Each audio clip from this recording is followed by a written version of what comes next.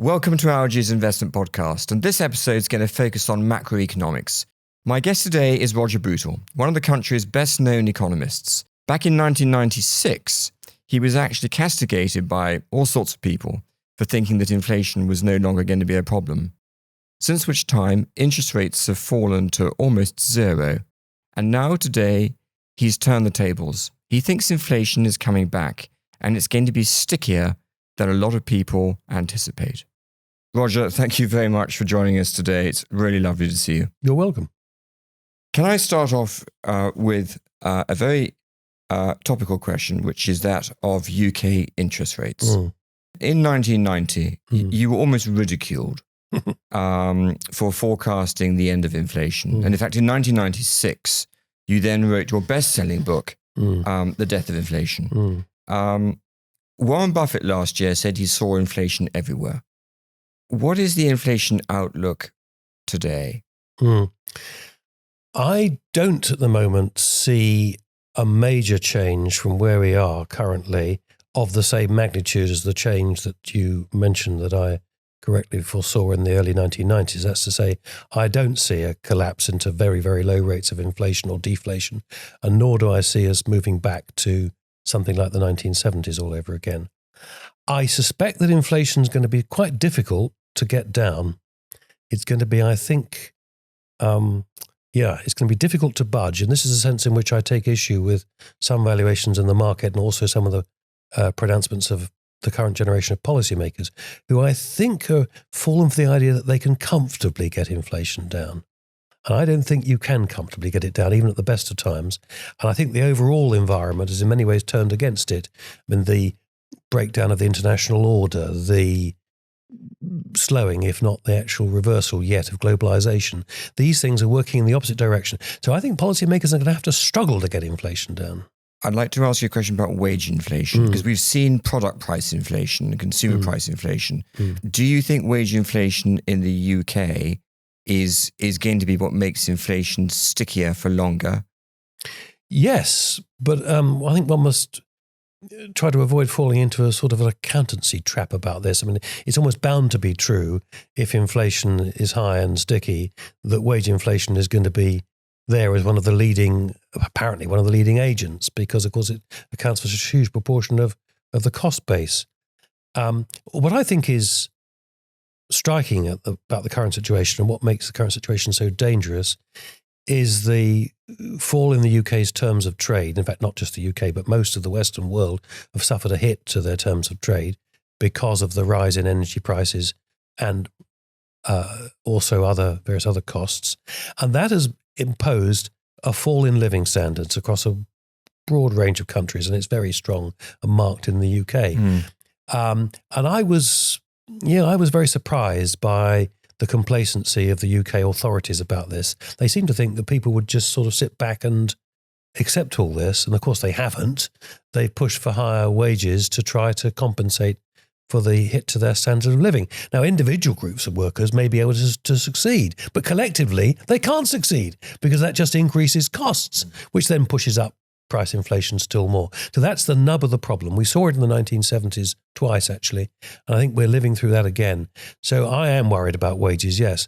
And we're not, I think, going to be able to overcome this problem until headline inflation's a lot lower, so the pressure for nominal wage increases eases back a bit, but also the labour market's simply too tight.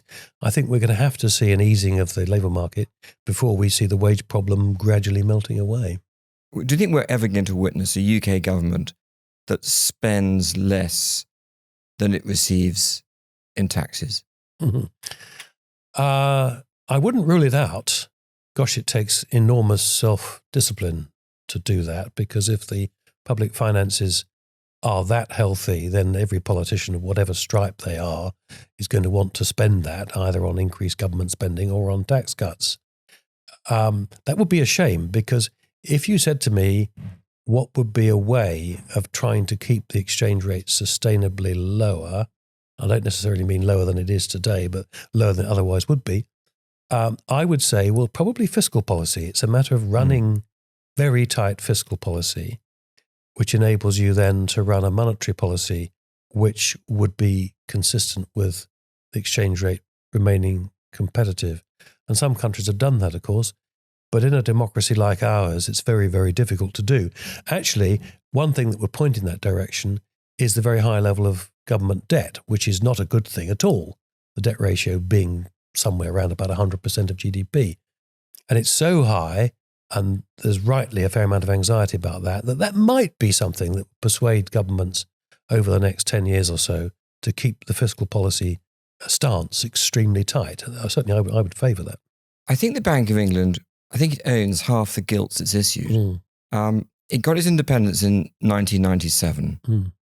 Do you think that the policy of seeking a sort of or a policy of quantitative easing, printing money since the financial crisis has meant that it's lost its credibility as an institution, as an independent institution, or did it have no other option? I think it has lost quite a bit of credibility. I don't think it's so much lost reputation for being independent. I mean, I could be wrong about that. Not many people in the markets, or I think in the general public, believe it's done what it's done because the government's told it to. I think it's rather it's done what it's done because it's just mistaken. Of course, it hasn't been alone in that regard. There's been groupthink, not only at the Bank of England, I think, but between the central banks. I think quantitative easing was the right sort of policy to follow in the depths of the crisis. The fault of the bank, and not only this bank, but other central banks, was to carry on with it for too long and not to realise how potentially dangerous that was. But the same is true of interest rates, and I'm more concerned about interest rates actually than I have been about quantitative easing, whose effects I think can easily be overdone.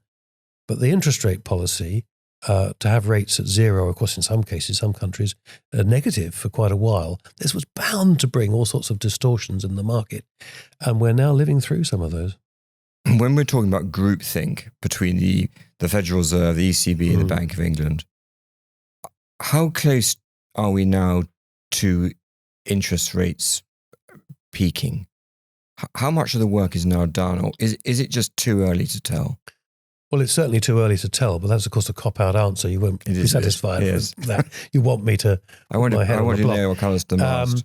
Well, I have thought all along, let me answer it, first of all, not precisely, but in regard to something qualitative, which I think is important. And it goes back to what I said earlier on. Too many people in the markets and in the central banks believe in comfortable disinflation. They think it's going to happen easily. And I don't think it is. So I think one's got to look for discomfort. And when there's some discomfort, then I'll begin to think that maybe they've done enough. Now, I would judge that there isn't enough discomfort at the moment. And it partly ties up with what you were saying earlier on about the lags and the effects of higher interest rates. I've said for quite some while that I think UK interest rates would need to go to 5%. We're 4.5% now. I wouldn't be surprised if they went higher than 5%. But I'm quite clear in my mind that what has to happen is it has to be high enough to inflict real pain, and that pain must come through to the labour market. And then we will start to see inflation come down noticeably. And on the inflation point, crucial to distinguish between the headline inflation rate and the underlying rate or core rate, because headline inflation is going to plummet. Yes, of course. But that won't tell us very much. No, it won't. Are there any long-term trends that you can identify looking out over the next 30 years that you think are in existence or at the early stages of being germinated? The investment world over the last, not just the investment world, the economic world over the last several years has become very pessimistic about our economic future. Productivity growth figures very low, not just here, but generally. And a lot of people believing that, if you like, economic growth has come to an end. The Industrial Revolution's a one-off and it's more or less a spent force. And now we can look forward to something almost medieval where things don't change very much. Putting it simply, I think that view is wrong. It's betting against human ingenuity and against the thrust of history for the last couple of 100 years. So I think what we're going to see, and I can't tell exactly when it is, at some point in the next few years, is a resurgence of economic growth. And I think artificial intelligence is going to be a game changer. And the emergence of all sorts of new industries and activities, and the result of which some industries are already there and they're going to reap the benefit. Others will appear as if from nowhere. As part of all that, I am of the view that people will move towards a working week and a working year, which will be less intensive. Keynes forecast this a long time ago, and I think he was right, that we will move towards much reduced working hours, which then, of course, gives rise to the question, well, what do we do with all that time? And then that feeds into economics and investment opportunities. I think there's going to be a massive expansion of leisure activities. I remember once being told by a strategist that whilst the US and China continued to dance the tango like Torval and Dean, everything will be okay. But when the music stops, watch out. And the music has most certainly stopped. So my question is, who needs who more? I think they both need each other to a very considerable extent. But I think I would say that China probably needs the US more than the other way around. Okay. It's still the case that the US is, for all the talk of decline, immensely powerful, potentially quite self-sufficient in a way that few, if any, countries in the world are. The looming change affecting this relationship, and still I think a lot of people haven't quite grasped the significance of this, is demographic.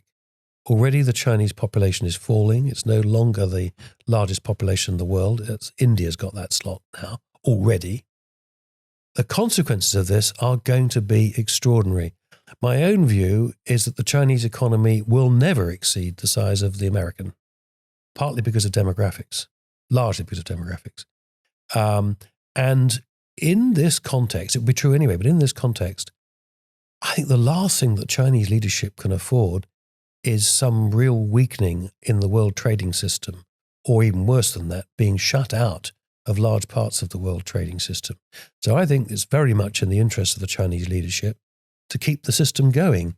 And that is one reason, I think, why they've been probably some sort of restraining influence on Putin's Russia.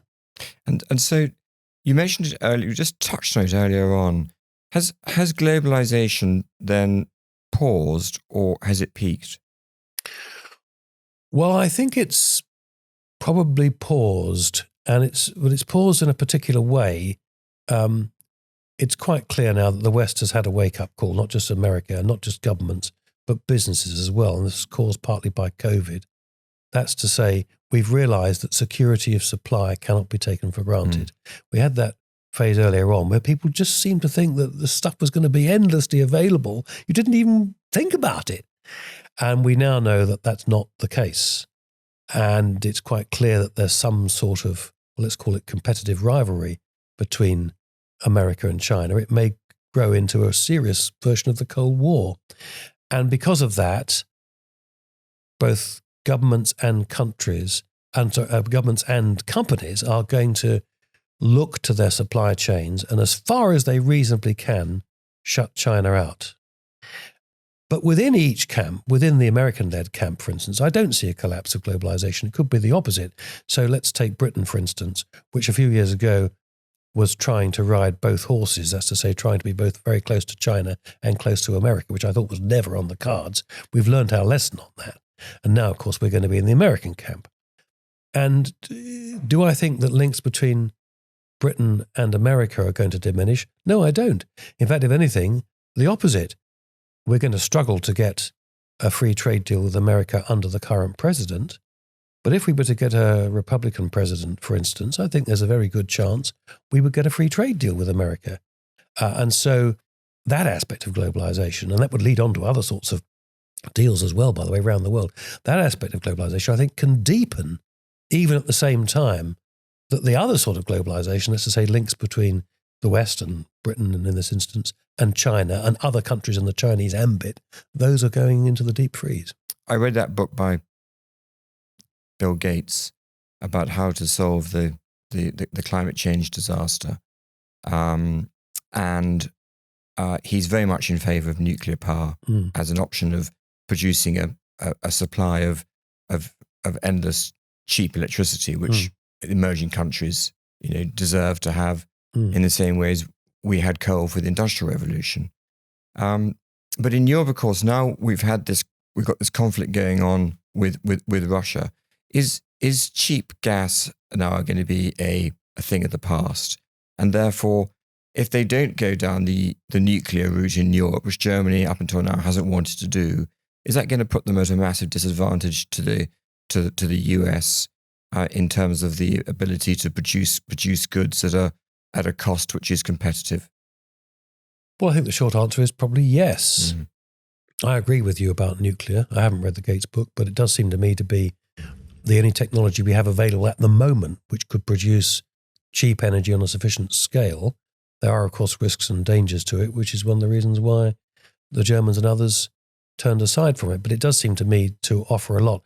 On your point about competitiveness, you're right, but it seems to me to be not as big a point as perhaps it used to be, because goods as a proportion of what we produce and what we want to consume are still falling in significance. It's services that increasingly we want. And here I come back to my point about AI. What I think is much more important for our future prosperity is that we develop and regulate intelligently, and we don't over-regulate or smother the development of artificial intelligence. That's going to be so important for our prosperity. And if I have a big worry about this, it is that Europe as a whole will over-regulate and smother. Meanwhile, China and the countries associated with it will let everything hang out. And the result will be that they will gain enormously in productivity as a result. What is therefore the hardest element you've found over the years to convey to people who work for you? To something that you've found makes a difference to being very good at your job or not very good at your job. And it's not just people who work for you, it may be for governments who've listened to you or haven't listened to you, because you've spent quite a lot of time trying to educate government departments with varying degrees of success. They probably do say yes, but they don't listen. What is the hardest thing to get across? I think I would say two things. First of all, the extent to which we really don't know. A lot of young economists straight out of university will think there is the answer to a particular issue, and usually there isn't. They've got to be very modest about this, particularly with regard to forecasting. And the second ties up with what I was saying earlier on about history. It's very striking that in the run-up to the global financial crisis, 2007-9, the banks were stuffed full of so-called risk assessment officers who knew nothing about the world before about 1970. And a lot of the models they were using were based on data that was just a couple of decades old. Now, in my, slightly, when I'm, I suppose, being a bit fanciful, I like to go back at least 1,000 years if I can get hold of the data. But certainly when I'm looking at modern macro phenomena, I like to go back to the 19th century at least, because the 20th century is marred by three very major things. First of all, the two world wars, and secondly, of course, by the interwar depression. And then after the Second World War, you've got that long period of comparative stability. So if all you do is go back to 1970, you've missed an awful lot out. And yeah, I'd like to go back to the 19th century if I can. And in some cases, financial things, it's worth going back a bit earlier. So where is gold for you as an investment? I mean, is it a barbaric relic, or is it has it got an intrinsic value which you're attracted to? I mean, I've always seen you as an optimist, not a pessimist. So I'm fascinated by what you might think of gold. Well, first of all, I'm no expert on it, and that will tell you something, that itself. I suppose I'm a bit too Keynesian in most things, I suppose, but I do rather subscribe to Keynes's view. It's that barbarous relic. I don't like it as an investment for myself, but this is not from the point of view of any expertise that I might have in the field. On the contrary. And of course, there are phases of financial collapse when gold is one of the few things you might be able to have which will give you some protection. But I find it so difficult to value. This is what I don't like about it. Of course, it doesn't have a yield. And being an old gilt man myself, I like things that have got yields. It's very, very difficult to value gold. And on the basis of what? So, I mean, instinctively, I don't like it. But I suppose it makes sense to have some in a balanced portfolio as a sort of a rainy day asset. But I do like my investments to have an income. So, Roger, I can't let you go today without asking you one question about property. We've always been known as a nation of shopkeepers, but also we've always loved to own our own properties. And Maggie Thatcher was very encouraging of that in the 1980s. Where do you stand on property now for somebody who is seeking to get on that property ladder? Do you think the timing is just very poor and that it's a liability and not an asset?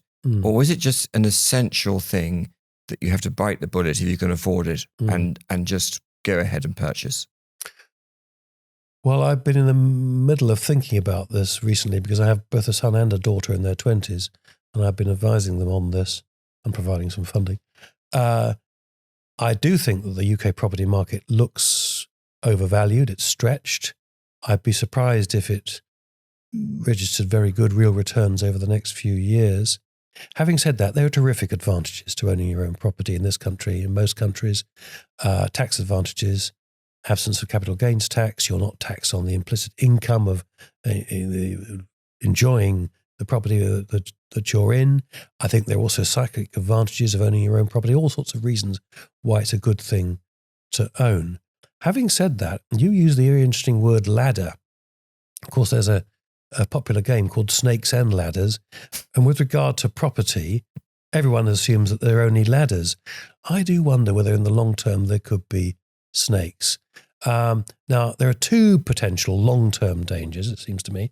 One is that finally, governments get their act together and we have a sufficient program of new building with a specific objective of making property more affordable, aka having lower real house prices. They won't say that, of course, but that will be the implication of it.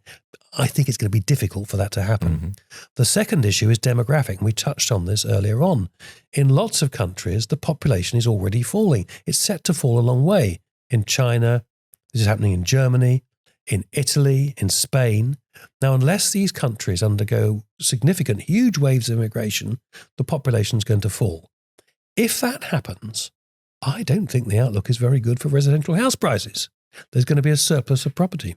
I think the UK is different. Now, I didn't use the UK in that list of countries that are undergoing falling population. Our birth rate is quite low, but at the moment we have a high rate of net immigration and our population is still rising quite rapidly, actually. So that should underpin the UK scene for as long as that rate of net immigration continues, because it may not continue. But there are certainly places in the world where I think that investment in residential property would not be a good idea. What advice have you got for any budding economists, strategists, or policymakers that are going to be the future for this country? Well, I'm going to sound like a stuck record now. I would say read history, lots of it. Certainly economic history. And if I had my time again, I would spend much of it reading economic history, which I didn't read at university, actually. I picked up along the way afterwards. But not just economic history, also social and political history. And ask yourself the question, what did those people believe then? And how did they prove to be wrong? How did things develop? And then move to the current and be aware of what the current consensus is. And then ask yourself the question, how might they prove to be wrong in future? Your primary role has always been to be an economist, but I'm going to ask you an investment question now. Where would you invest, or how would you invest? What asset classes do you favor most? If you're a 20-something-year-old person looking to ensure that they get ahead of inflation, generate some real returns for the long term, where would you put your money? Gosh, what a question. I had this conversation with my children quite a lot, actually. And the first thing I say to them is be very wary of easy returns. One of the books I wrote was entitled Money for Nothing. And the investment world, as you know, is full of some people who, how can I put it, aren't as in command of their subject as they ought to be. I'm being kind. And they're promising something for nothing. It's very easy to fall prey for those. So you've got to be, I think, to step back, to be modest. And this echoes what you said some time ago. Be patient, be prepared to take the long view. Having said all that, I think at the moment, I could be hopelessly wrong, but I don't find any of the market's major categories particularly attractive. I would want to be quite liquid at the moment, actually. Having said all that, I'm reasonably optimistic about UK equities, which look to me to be not unfairly valued. I still don't like bonds, even though the yields are a long way higher than they were a couple of years ago. It seems to me they're not doing justice to the extent of the inflationary danger that's still there and the extent to which interest rates might go up. Property we've talked about, I think you should have some to live in. I'm not sure I'd want to build up a massive portfolio of it for investment purposes. Be wary, be cautious, and don't expect too much, and be patient. That's a fabulous answer. Roger, thank you very much. Welcome. All content on the Algaes Investment Podcast is for your general information and use only, and is not intended to address your particular requirements. In particular, the content does not constitute any form of advice, recommendation, representation, endorsement, or arrangement, and is not intended to be relied upon by users in making or refraining from making any specific investment or other decisions. Guests and presenters may have positions in any of the investments discussed.